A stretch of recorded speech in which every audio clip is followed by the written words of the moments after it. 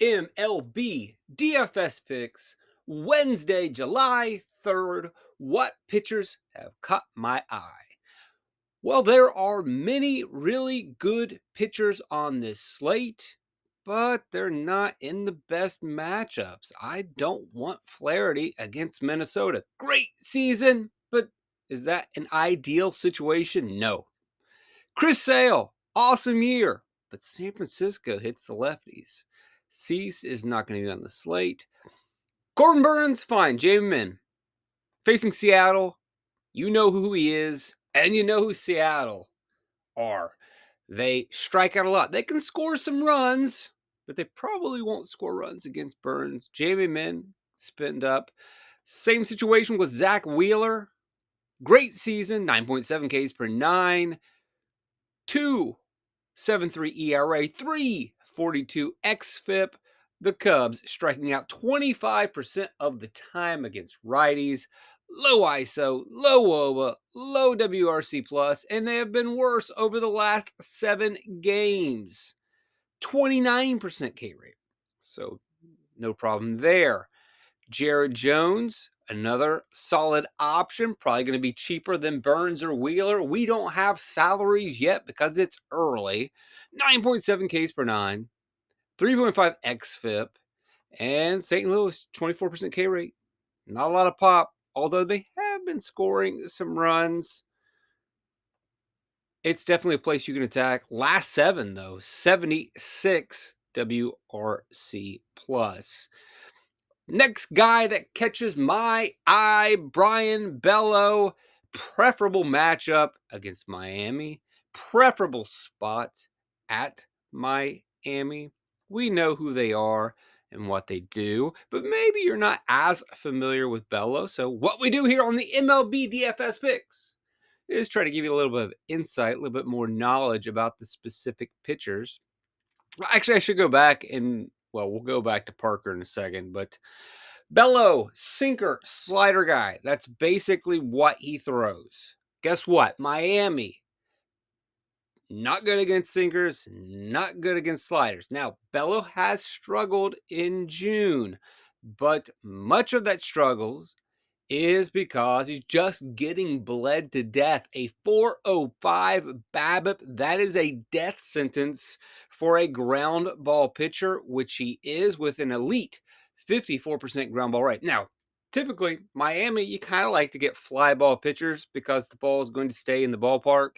You don't necessarily want a sinker ball guy, but as I mentioned, Miami, not good against sinkers, not good against sliders. And a lot of his poor statistics, the 5.55 ERA despite a 3.96 xFIP, is because he's just getting BABIP'd over the last month. That will regress. There will be positive regression, normalization, and when it hits, he's going to hit. This is a very good spot for that to happen. Now, Mitchell Parker, I didn't mention this. I love Mitchell Parker. I think he's a great pitcher. But we also really like the New York Mets against left-handed pitching. So what do we think will happen? Your guess is as good as mine. He has not faced the Mets this year. Parker, 3 or fewer runs in 13 of 14 starts. The only time that he exceeded that was 4 runs 2 starts ago at Coors Field. Very solid. Probably just a place that we're going to stay away from with a massive slate. Next guy I want to talk about is Carlos Rodon. Yankees at home against the Reds. Last 2 starts for Carlos have not been good. 21 hits, 5 home runs, 15 earned runs. You look at the last 3 games, 20 earned runs. Cincinnati's not the team with the most pop, but they can pop you. They do strike out a lot, 26% against righties.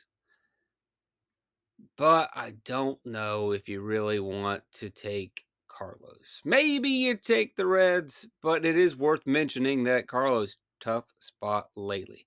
Trevor Rogers facing Boston. We have to mention it because Boston strikes out 28% of the time against left-handed pitching, although when they aren't striking out, decent WOBA of 326, 106 WRC plus, so they are generating runs above average.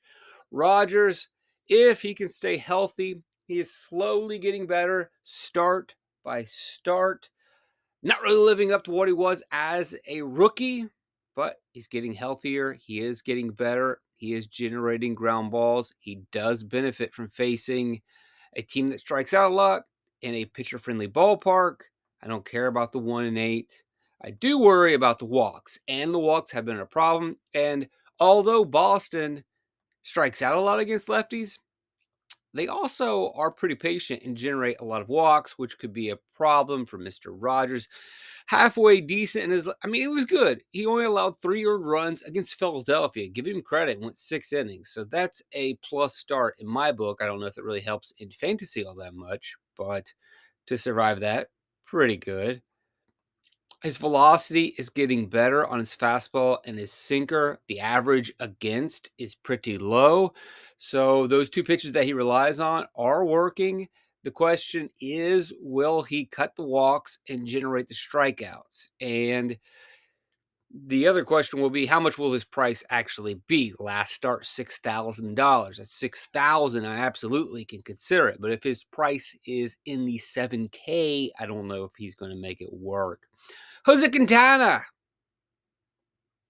The ERA, not that great on the year. The xFIP, not that great on the year. But if we go back to the middle of May, he has a 3.70 ERA. Since his last game, he went 4 innings. Like to see him go deeper, but in 4 innings, struck out 7.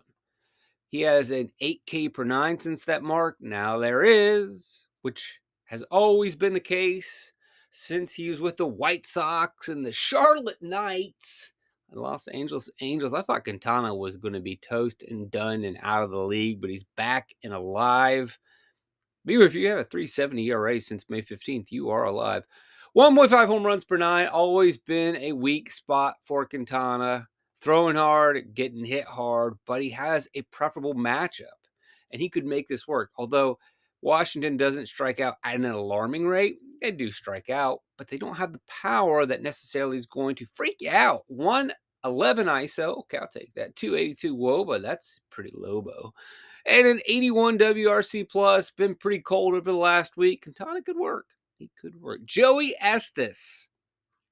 I don't believe he's going to be this cheap again. Again, these are projected salaries from previous slates because we are recording early. Oakland at home against the Angels. Joey Estes. The stats don't look all that great. Oh, the strand rate, brutal. He's a fly ball pitcher. Yeah, that's not so good. The ERA, the xFIP, these numbers look bad. But he's facing the Angels. They strike out a little bit above average. Not a lot of pop here. But what we really love about this matchup is he just faced them on June 26th. He went 5 innings. He struck out 8. That's interesting. We can look into that in the future. Gavin Williams. Not sure the Cleveland game will be on the slate, but he's facing the White Sox. We love targeting the White Sox. 23% K rate against righties. 127 ISO, well below league average. A 275 WOBA, well below league average. A 75 WRC plus, that's far away from 100. Who is Mr. Gavin Williams? Number 4 prospect for Cleveland. 5 AAA starts. 0.6. What? Well, let's move on. Well, not so fast. He does have a 6 ERA, but his xFIP is 393 in the minors. He's got home run problems. He's got walk problems. But he's got a 15K per 9 in AAA this season. Now, he does benefit from a lot of short outings, and he is not stretched out. So we do not know how many innings we are going to get out of Gavin Williams against the White Sox because he hasn't gone deep in his minor league games of late or at all this season. They slowly have started to stretch him out over his last 2 starts. But how far? How much of a leash? Well, the truth is he's facing Chicago. You couldn't think of a better situation. Now, if he was facing a tough team, probably be a short hook. But there is the possibility that, he's striking batters out, he gets in a roll, and he gets 4 or 5 innings. But I don't expect any more than that, and that is a stretch. We'll see what his price is going to be. David Festa, we've talked about him before in the podcast. Not the best start in his last outing. We'll talk about that in a second. But again, a number 4 prospect, 13.1 Ks per 9 in the minors, 377 ERA. He's a big dude, a lot of velocity. Now, if we look at that debut, first time through the order, he was fine. But then he got into the 4th and 5th, and it wasn't like he got his head bashed in the 4th and 5th inning. It was single, runs piling up. He ends up allowing 5 earned runs. But for the most part, pretty decent debut for Festa. And now he gets a soft matchup against Detroit. What does Detroit do? Detroit, 24% K rate, 293 WOBA, 88 WRC plus. Super cold of it last week with a 43 WRC plus. Come on now. Last guy we'll talk about, another young stud that we talked about on the podcast last week. Davis, Daniel, Angels, Oakland. We got some young pitchers going after each other. And with Davis Daniel, his last start, which was his freaking debut, 8 Ks, no earned runs, 8 innings pitched. Who is this guy? Davis Daniel. Well, I'll tell you who this guy is. He's facing the same team. High K rate in minors. The ERA was pretty high, but again, you have to adjust because he was in the PCL, and we know that is a home run friendly league. You look at his last 3 starts in June in the minors, 8 Ks in each of them.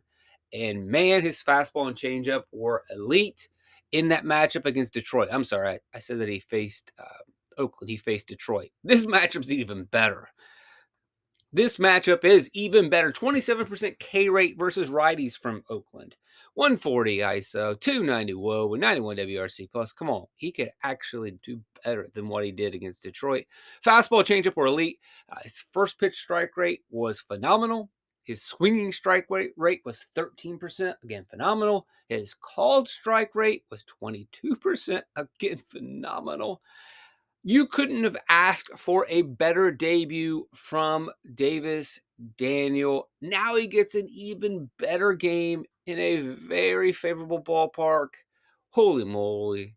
Double D, Davy Dan. Let's rock it. Come on now. Thanks for joining me. See you guys around.